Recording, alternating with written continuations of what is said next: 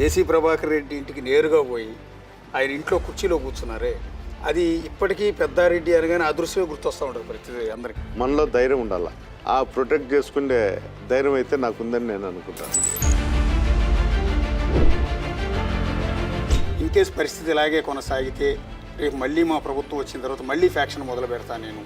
ఉనికి కోల్పోయినప్పుడు కానీ రాజకీయాల్లో అవసరం వచ్చినప్పుడు ఎదుర్కోలేకపోతే రాజకీయాలు మనం చేసి ఉపయోగం కూడా ఉండదు.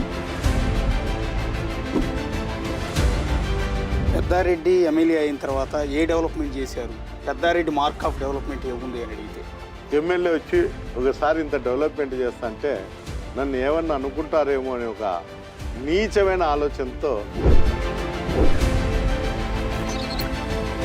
జేసీ ఫ్యామిలీ వాళ్ళ హిస్టరీలో వాళ్ళ మీద ఒక కేసు పెట్టి జేసీ ప్రభాకర్ రెడ్డి లాంటి వాళ్ళని జైలుకి పంపించింది మాత్రం పెద్దారెడ్డి అని.